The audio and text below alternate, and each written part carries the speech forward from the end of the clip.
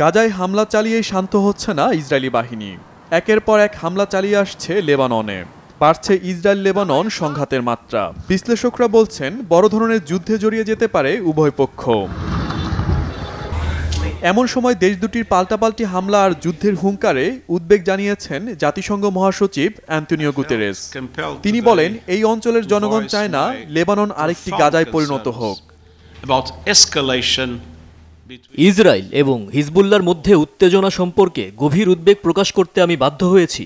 উভয় পক্ষের ক্রমবর্ধমান উত্তেজনা পরিস্থিতিকে আরও খারাপের দিকে নিয়ে যাচ্ছে।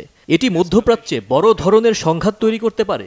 এখনই বিষয়টি নিয়ে জোরালোভাবে কথা বলা উচিত, কেননা এই অঞ্চলের জনগণ এবং বিশ্ববাসী লেবাননকে আরেকটি গাজায় পরিণত হতে দিতে চায় না। গুতেরেস বলেন, এই সমস্যার কোনো সামরিক সমাধান নেই। অবিলম্বে এই সংঘাত বন্ধ করতে সবাইকে এগিয়ে আসতে হবে। জাতিসংঘের শান্তিরক্ষীরা এই অঞ্চলের উত্তেজনা কমাতে কাজ করছে বলেও জানান Guterres. The parties must urgently recommit to the full implementation of Security Council Resolution 17. কোনো ধরনের হানাহানি করে এই সংকটের সমাধান হবে না।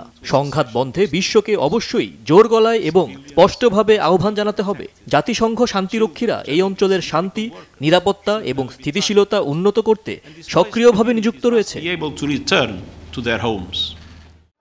এদিকে শুক্রবার রাফার আল মাউসি এলাকায় হত্যাযজ্ঞ চালায় ইসরায়েলি বাহিনী। সেখানে তাঁবুর মধ্যে সেনারা ট্যাঙ্ক দিয়ে হামলা চালালে 25 ফিলিস্তিনি নিহত এবং 50 জন আহত হন। খান ইউনিসে দখলদারদের হামলায় পিতা পুত্র সহ নিহত হয়েছেন 3 জন। গাজা সিটির 7টি শরণার্থী শিবিরে ইসরায়েলি বিমান হামলায় 10 জন নিহত এবং 17 জন আহত হন। ওই দিন শহরটির একটি বাড়িতে ইসরায়েলি হামলায় হত্যার শিকার হন আরও 5 ফিলিস্তিনি। শহীদ Arafat, Bangla vision news desk.